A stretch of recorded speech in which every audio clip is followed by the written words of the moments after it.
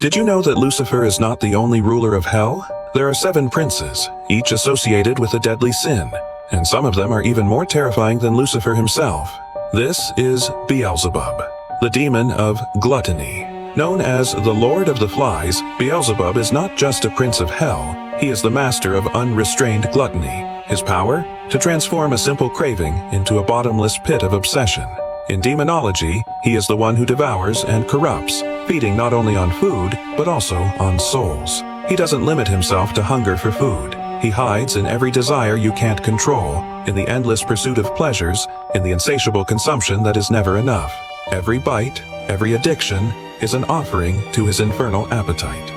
Beelzebub not only corrupts the body, he consumes the soul. With every moment you give in to uncontrolled desire, he grows stronger. He doesn't need your worship, he feeds on your excess, on your inability to say enough. Let's be real, you've been there. You eat a meal, you're full, you're feeling healthy and satisfied, and then boom, you got a one-way ticket headed to Big Back City. You're reaching for snacks, desserts, and God knows what else. But why? Why do we keep eating even when we know we shouldn't? Well, today I'll be breaking down the real reasons behind why we overeat and how to fix it. Hello, welcome and welcome back to my channel, Transcendent Health. My name is Michaela. As always, before I get started on my rant, please be sure to hit the like button, subscribe to my channel, where I go into all things health, wellness, and faith. So in this video, I wanted to talk about binge eating, food addiction, overeating, how to overcome it, how to get delivered from the spirit of gluttony, okay? Just a bit of a backstory of my eating habits over the years, from childhood all the way up until now. So in childhood, I was very much skinny, very much lean, as a lot of kids are. Didn't really care too much about food. Didn't really have a bad relationship centered around food. Most of the meals that I ate were cooked at home. You know, we didn't eat out a whole lot except for on Sundays when maybe we would go to church. I actually had a very healthy relationship. I can specifically remember my teachers always bragging on me and my little lunches that my mom would pack me. Oh, you eat so healthy, plenty of fruits, plenty of vegetables, okay. I would say when I got into middle school, high school, things definitely changed a whole lot more for me. Definitely eating out a lot more. I wasn't at home as much.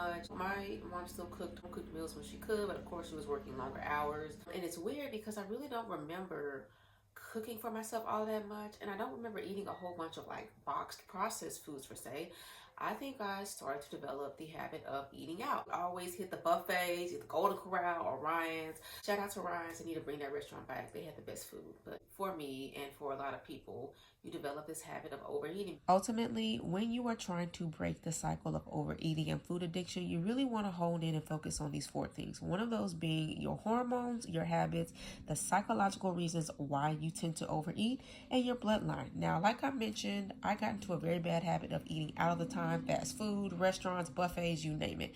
And we know, like I mentioned in a couple of videos back, how most of these restaurants give you much larger than portion sizes of what you need to actually be eating. And when you are unlearned in nutrition and you don't know how calorically dense foods can be, you can easily rack up calories very fastly. And you think because you're active and, you exercise, oh, well, that compensates, for the amount of food that you eat. And unless you're a high-performing athlete, eventually, as you get older, that is going to catch up with you the moment that you stop exercising. So we got to work smarter, not harder. And the first thing that you really need to cut back on is going to be highly processed foods and eating out. In a perfect world, weight loss should be fairly easy for the average person, given some of us may be more genetically predisposed to getting certain health issues later on down the line, but it is not your genetics that ultimately determine your future. It is your habits that pull the trigger. And unfortunately, there are many levers that are being pulled against our health, and it is modern day warfare out here when it comes to our food supply. You would think, okay, I want to lose weight, then just stop eating. I mean, you hear it all the time, right? Well, in the beginning, God created the heavens and the earth. Genesis 1:29. Behold, I have given you every plant yielding seed that is on the face of all the earth, and every tree with the seed in its fruit. You shall have these for food. But you know what we said? We said, no, that ain't good enough. The FDA is not regulating jack out here, and every day these companies are going hard in the lab, finding new ways to override your hunger hormones and keep you unhealthy and addicted to their drugs. Which is why majority of your calories should be coming from whole foods and minimally processed foods. Now, the word processed is not bad per se, but it is the ultra-processed foods that undergo extensive processing and often contain additives, while minimally processed foods are closer closer to their natural state. You've heard the saying before, if it ain't from the earth, don't eat it. And if we take a look back throughout history and the Food and Drug Administration and just how processed foods came to be, most people were eating 3 square meals a day. Of course, we had our snacks back then, but even like the quote-unquote junk food back then did not have all these damn ingredients. Hence why people are lethargic, they're tired, we have all these different health problems, and it makes it very hard to be in touch with your hunger cues if you are constantly snacking on these things. When you eat highly processed foods, especially those loaded with sugar, fat, and salt, your brain releases dopamine, the feel-good chemical. This creates a cycle where you crave those foods not because you're hungry per se, but because you want that dopamine hit. This release of dopamine can modulate the effects of hunger and satiety hormones, potentially overriding signals that indicate fullness or lack of energy, which brings me to my next point. You are going to want to pay close attention to your hormones and how your body regulates hunger. Leptin and ghrelin are the 2 main hormones that regulate hunger and appetite by working in opposite ways. Think of leptin as the stop eating hormone and ghrelin as the hunger hormone. Leptin is produced by your fat cells, and its function is to work by signaling the brain to reduce hunger and increase your energy expenditure when the fat stores are sufficient. The hunger hormone ghrelin is produced by your stomach, signaling the brain to increase hunger when your stomach is empty. Both of these hormones work together in helping your body regulate appetite and to maintain a stable weight. If you're struggling with over-snacking and hunger control, try a 30-day processed food detox and watch how your cravings change. The less junk you eat, the less your brain will crave it. Swap out processed snacks for whole foods like eggs, chicken, beans, veggies. More protein and fiber will keep you fuller for longer and reduce those cravings. Better sleep, a balanced diet with exercise can help to regulate both ghrelin and leptin. Once you really decide to lock in on getting enough protein, enough fiber at all of your meals, hunger pretty much altogether goes away, diminishes, and even cravings. And the thing about it is you want to focus on foods that are higher in satiety. These foods are going to help you feel fuller for longer. In addition, making sure that you are adequately hydrated, hitting your fiber, your protein every single day. You then start to realize the difference between hunger and cravings. And cravings can be caused by a lot of different things, but if you are dialed in, making sure you're getting enough fiber and protein, you will have fewer and lesser cravings, as well as, like I said before, minimizing those processed foods. Now, on the flip side, a lot of the times when people experience cravings, it doesn't always come from a place of being hungry or just craving certain sweets or treats.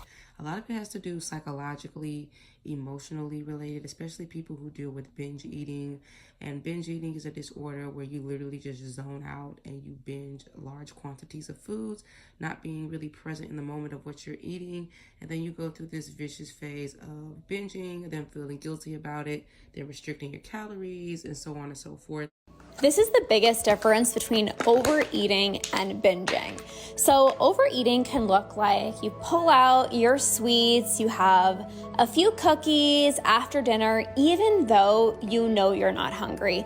You're full from dinner, you've literally had a satisfying dinner, you know you don't need any more food, but the cookies just sound good. So maybe you have 1, 2, a few cookies. You're not mentally checked out. You're not on autopilot. You're very well aware that you're having these cookies, but it's more so, I don't really need them. Binge eating, on the other hand, is typically done in secret and you're in autopilot mode. It's like you're going through this out-of-body experience. So 1 cookie turns into 2 cookies, turns into 3 cookies, turns into 4 cookies. You feel like you have absolutely no control. It actually doesn't even feel like you are the one eating. It feels like somebody is taking over your body and doing things with food that don't even feel like you. The guilt sets in, the judgment sets in, and guilt lasts days or even weeks, and you feel like you have to make up for it. Unpopular opinion. Binge eating is a completely different monster that needs to be handled just a little bit more strategically versus simply just overeating. Enough fiber, enough protein alone is not going to kill your addiction for food, because unfortunately, some of us come from a long line of big bags, meaning generationally speaking, your addiction for food, your need to binge and overeat runs throughout your bloodline, meaning the spirit of Beelzebub is running rampant. And we must dive into the supernatural and beyond the natural, which is the reason why you must implement things like fasting, meditation, intention, really consecrating your flesh, getting before the Lord, giving up, binding and breaking this stronghold, and allowing Him to help you become more mindful, become more aware of your food habits. It starts with self-control. No, we don't have any control over the food supply, but we do have control over what we put into our mouth. The bite over full is gluttony. Whenever you start thinking, oh yeah, I'm full, but I can eat some more, and you do that, gluttony.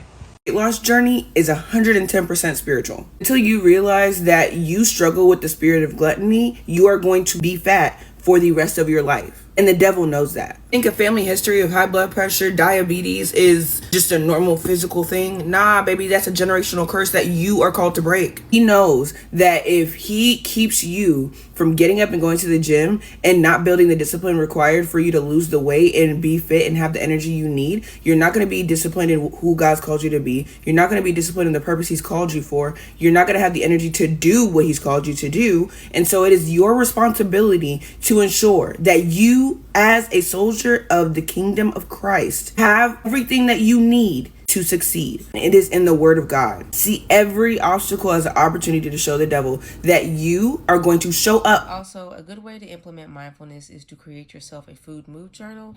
This is not only going to help you track all of your meals, but should you become stressed, irritated, or you just simply having a craving, be sure to take note of these things around the time that you ate said snack or meal.